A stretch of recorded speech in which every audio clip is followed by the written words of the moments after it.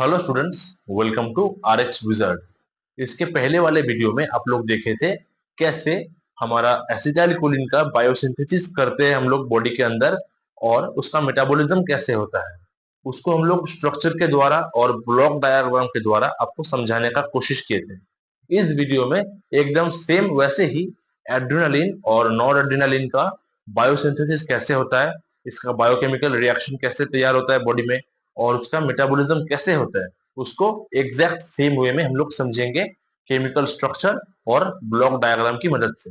So without any further delay, let's get started. देखिए, अभी हम लोग शुरू करेंगे the biochemical process of synthesis of catecholamines. Catecholamine क्या होता है पहले देखिए, ये बेसिक कंसेप्ट समझा देते हैं आपको, इससे आपको आगे समझने में आसानी होगा। इस केमिकल स्ट्रक्चर को क्या कहा जाता है आप लोगों को पता है? This is called benzene. अगर बेंजीन में एक OH सब्स्टिट्यूशन किया जाए, दिस इज कॉल्ड फेनॉल। अब देखिए, अगर फेनॉल के रिस्पेक्ट में, मतलब ये OH के रिस्पेक्ट में, ये वाला है ऑर्थो, ये वाला है मेटा और ये वाला है पैरा पोजीशन, ये आपको मालूम होगा बेसिक ऑर्गेनिक केमिस्ट्री। अगर इस ऑर्थो पोजीशन में एक अनदर OH ग्रुप आके सब्स्टिट्यूट हो जाए, तब स्ट्रक्चर कैसा दिखेगा? ये वाला एक था, दूसरा आके यहाँ पे ऑर्थो पोजीशन में जुड़ गया, इसे कहा जाता है catechol.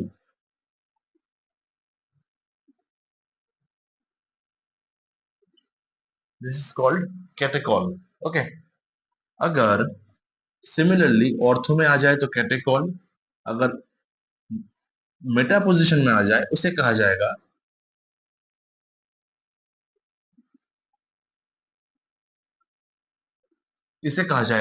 रेसोर्सिनॉल। Okay,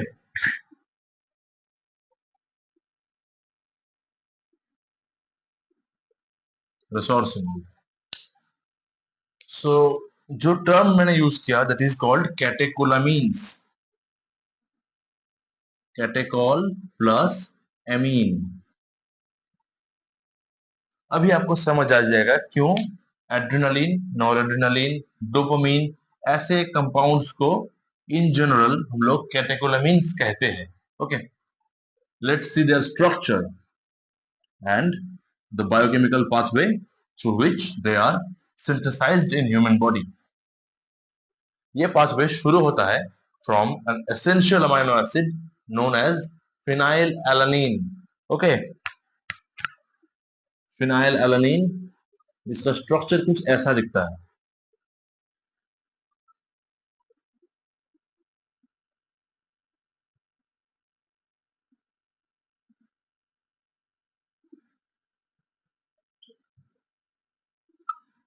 Okay, this is your phenylalanine.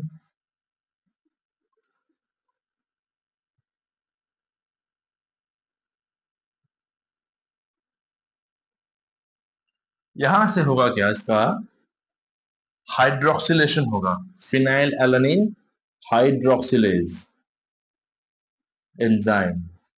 Hydroxylase enzyme करेगा क्या, इस पोजीशन में एक OH को सब्स्टिट्यूट करके अंदर लाएगा।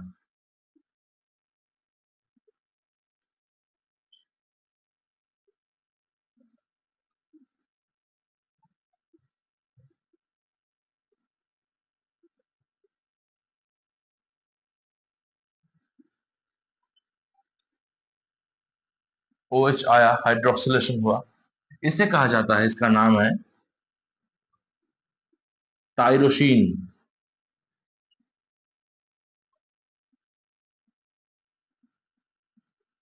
Tyrosine.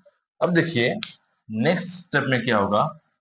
In the next step there is further hydroxylation, tyrosine hydroxylase enzyme. Tyrosine hydroxylase enzyme help करेगा एक और OH ग्रुप यहाँ पे ऐड करवाने के लिए इनसाइड द बेंजीन रिंग, और इसके रिस्पेक्टिव में ऑर्थो पोजीशन में आएगा। आपको शायद यहाँ पे अभी कैटाकॉल न्यूक्लियस को देखने में, विजुअलाइज करने में आसानी होगा। देखिए, ऑर्थो पोजीशन में एक OH ग्रुप आ चुका है।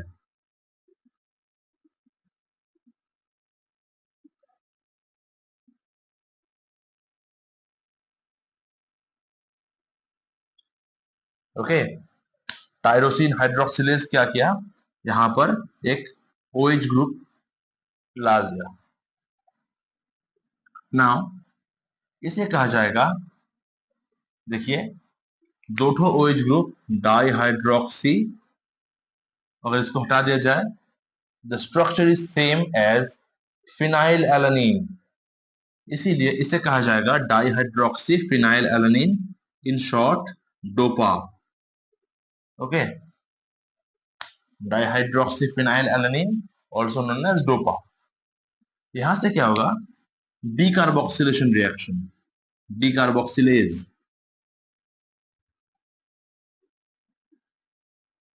मतलब CO2 एलिमिनेट हो जाएगा, CO2 निकल जाएगा यहां से, ये जो CO2 है ये निकल जाएगा। क्या होगा,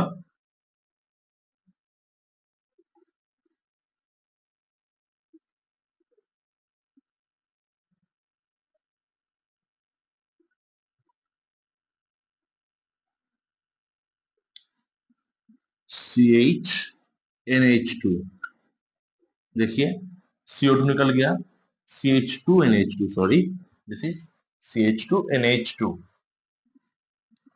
अब देखिए, कैटेकॉल रिंग और यहाँ पे एक एमीन स्ट्रक्चर देखने को मिल रहा है, इसे कहा जाता है डोपामीन।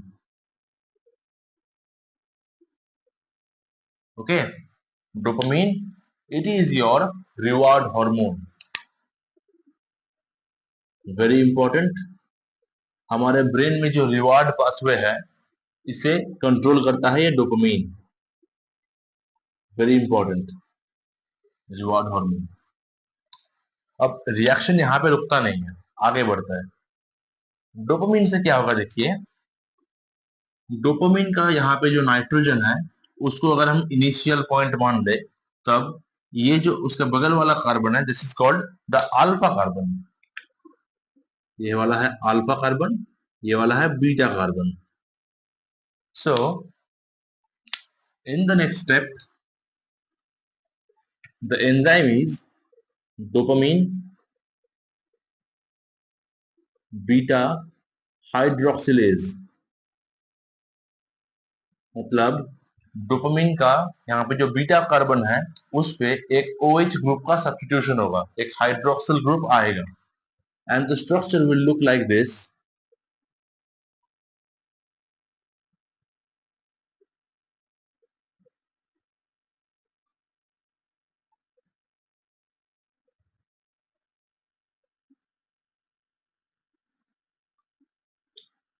ओके, इसका नाम है nor adrenaline, the major neurotransmitter in adrenergic system.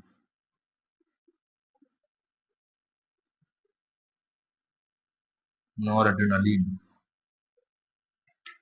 लेकिन रिएक्शन यहीं पे स्टॉप होता नहीं है।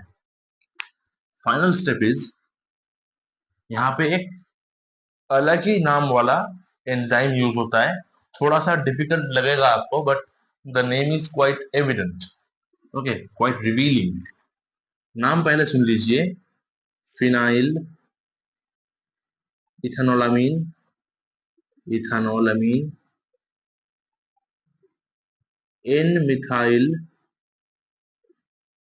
Transferase,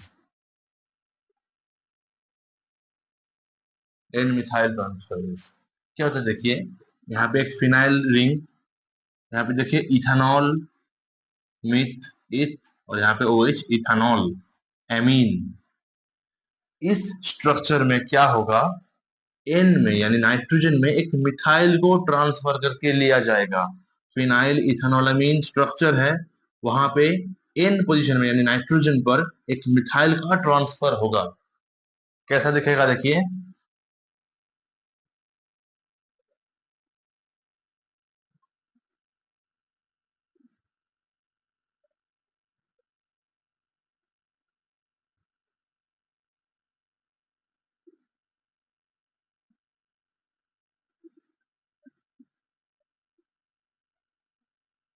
okay, this is the structure of adrenaline.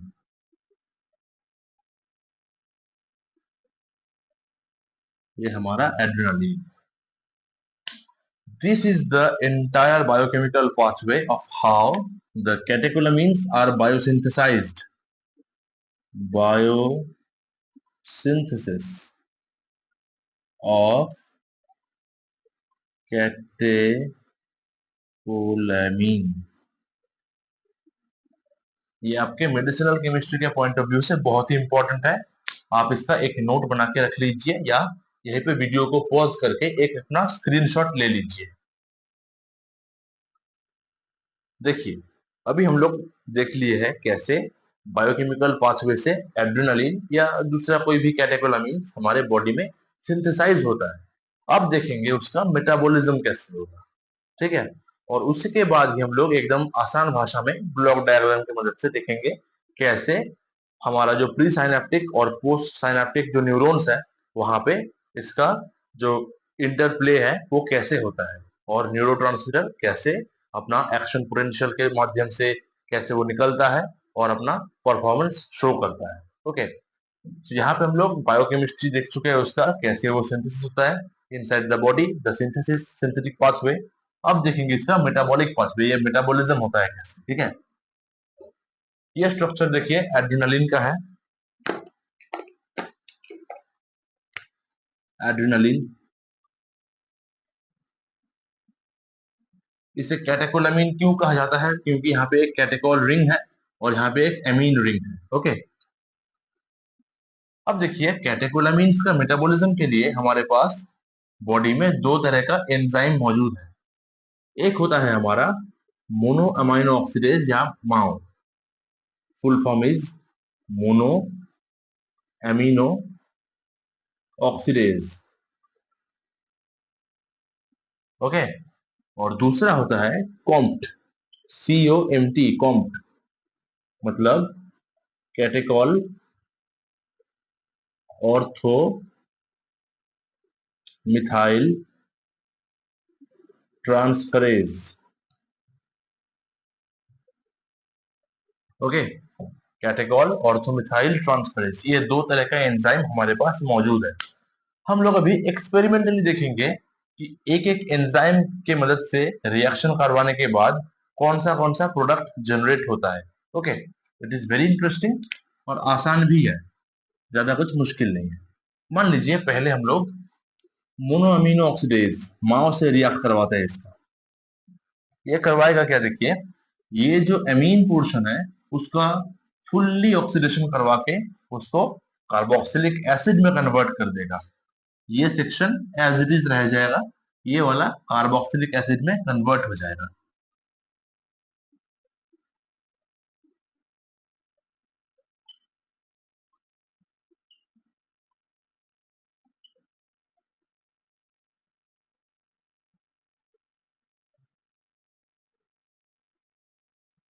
Okay, अब इसको फिर से हम इस प्रोडक्ट को कॉम्प्ट के द्वारा रिएक्ट करवाते हैं। It is treated with COMT catechol ortho methyl transferase, यानी कैटेकॉल रिंग में ऑर्थो पोजीशन में एक मिथाइल का ट्रांसफर होगा and it will look like this.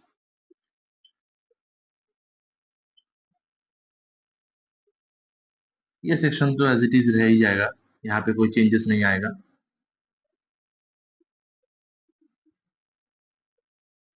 Okay, समझ में आ गया। अब देखिए इसको अगर हम लोग पहले कॉम्प से ट्रीट करवाते हैं, it is forced to react with COMT, क्या होगा, ये चेन एज इट इज रह जाएगा। कैटेकॉल रिंग में ऑर्थो पोजीशन में मिथाइल ट्रांसफरेशन होगा, जो यहाँ पे सेकेंड स्टेप में हुआ था वो पहला स्टेप में होगा। ओके, ये वाला एज इट इज सेम रह जाएगा। सो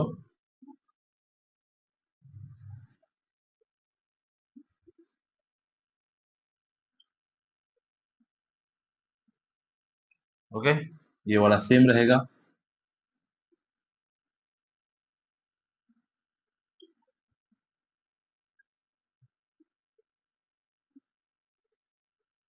अब देखिए इसको अगर फर्दर इस प्रोडक्ट को हम लोग ट्रीट करवाते हैं विथ मोनो अमीनो ऑक्सीडेज, क्या होगा देखिए ये वाला पोर्शन तो एज इट इज रह जाएगा, लेकिन ये मोनो अमीन जो है वो कन्वर्ट होगा into carboxylic acid and the final product will be the same.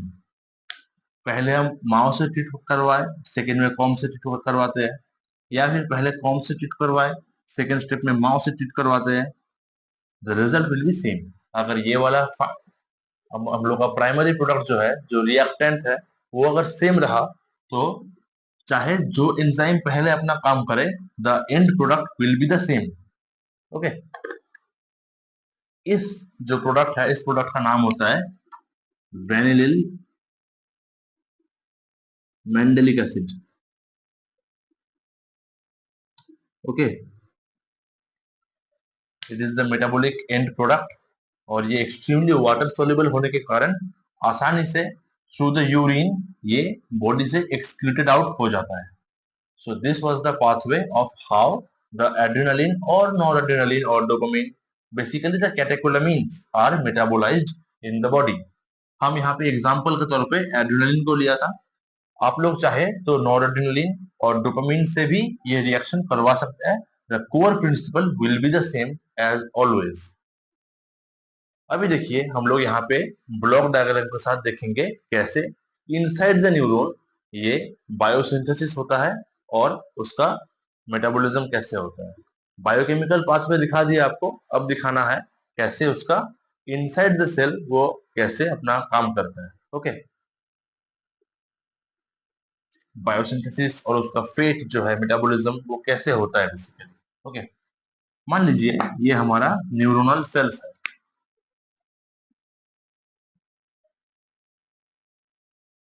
थोड़ा सा बड़ा करके दिखाना होगा।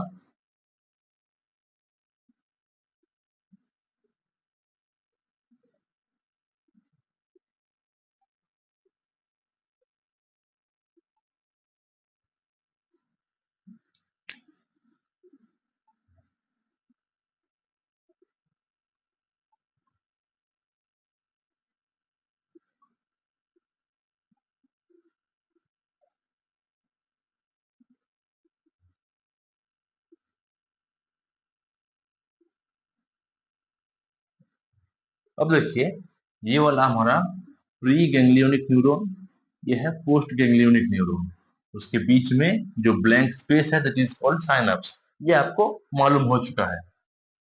देखिए क्या होता है इसका एड्रेनलिन का या नॉर एड्रेनलिन का बिगिनिंग होता है from phenyl alanine that is an amino acid, वो रहता है एक्स्ट्रा सेलुलर फ्लूइड में। ओके, अब फिनाइल एलानिन से पी मतलब फिनाइल एलानिन, उससे हमारा पहले कन्वर्ट होता है इनटू टायरोसिन। टायरोसिन ये आपको पहले दिखा चुके हैं केमिकल पाथवे में। ये टायरोसिन क्या होता है, अपटेकन बाय द सेल, ये सेल के अंदर आता है। टायरोसिन से ये बनता है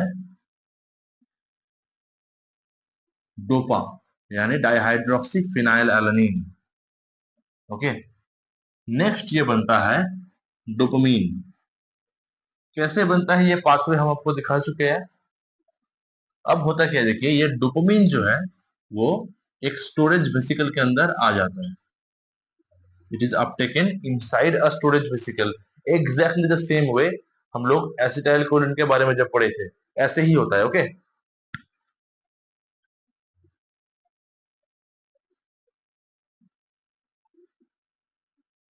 डोपामिन अंदर आ चुका है।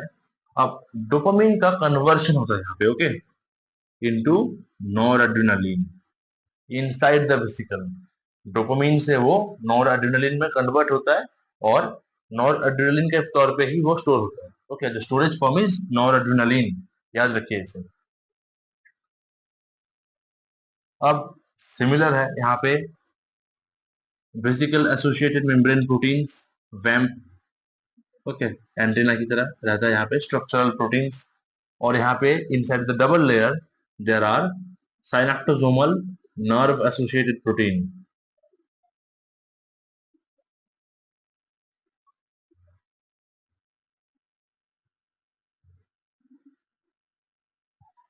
Okay, exactly the same process. अगर एक्शन पोटेंशियल हिट करता है तब कैल्शियम आयन का इन्फ्लक्स होगा, कैल्शियम आयन बाहर से अंदर आएगा। There are huge calcium influx, जिसके कारण ये स्टोरेज वेसिकल्स और भी बहुत सारे स्टोरेज वेसिकल्स मौजूद है यहाँ पे। ओके, यहाँ पर मौजूद है, जिसके अंदर नॉरएड्रेनालिन मौजूद है।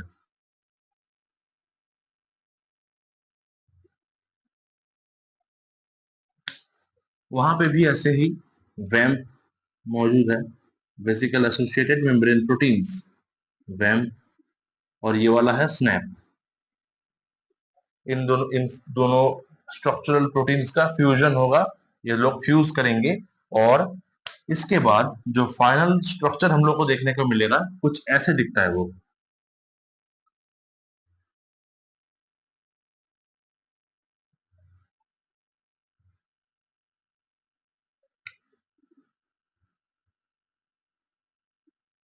देखिए एग्जैक्टली द सेम, हम लोग जैसे एसिटाइल कोलिन के बारे में पढ़े थे।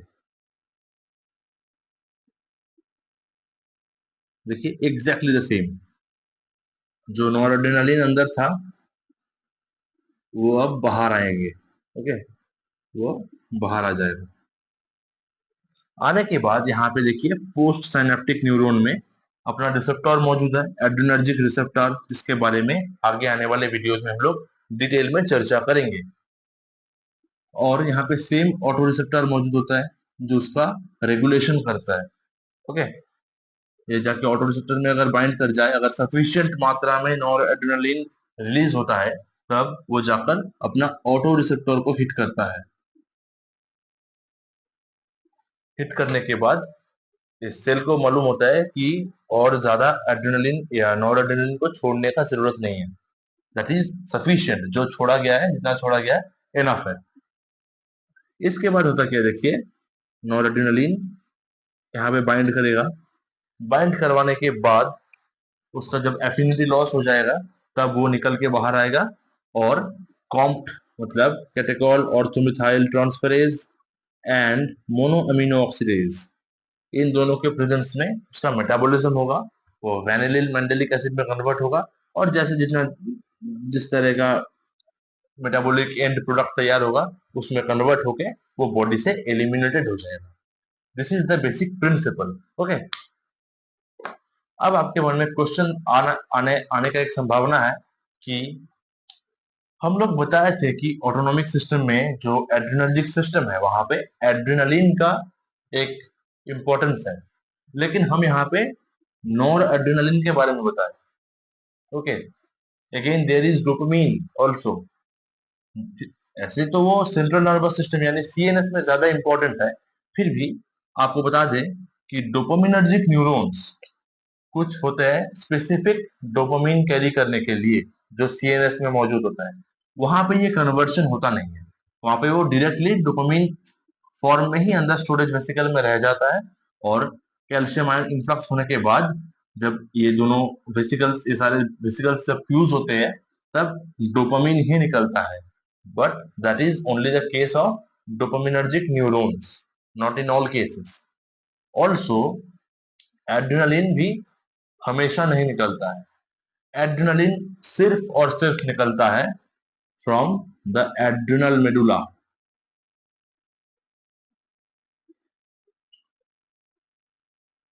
ओके, एड्रेनल मेडुला जो है वहां से निकलता है, मतलब आपका ये जो एड्रेनल ग्लैंड है ऐसे ट्रायंगल शेप का, इसका बाहर वाला रीजन होता है एड्रेनल कॉर्टेक्स, ये वाला, जहां से ग्लूकोकॉर्टिकॉइड्स, मिनरलोकॉर्टिकॉइड्स, एंड्रोजन्स, ये सब निकलता है। और उसका इनर जो पोर्शन है जो यहाँ पे ब्लू इंक से हम दिखा रहे हैं, this is called the adrenal medulla, the adrenal medulla. यहां से निकलता है एड्रेनालिन, यानी हमारे शरीर में सिर्फ एक ही जगह है जहां से एड्रेनालिन निकलेगा। Majority of the sympathetic neurons में नॉर एड्रेनालिन ही निकलना होता है।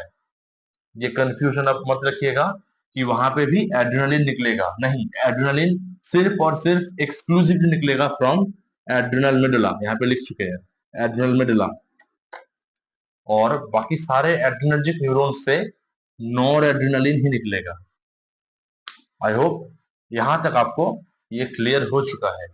आगे आने वाले वीडियोस में हम लोग एड्रेनालिन या नॉर एड्रेनालिन उसके साथ एसिटाइलकोलिन का जो फार्माकोलॉजिकल रिस्पॉन्स है उसको कंपेयर करेंगे, और रिसेप्टर्स जो है कोलिनर्जिक और एड्रेनर्जिक यानी सिंपैथेटिक रिसेप्टर्स और पैरासिम्पैथेटिक रिसेप्टर्स, उसके बारे में इन डिटेल अलग अलग वीडियोस में चर्चा करेंगे। यहाँ तक ये वीडियो खत्म होता है। Thank you for watching this video.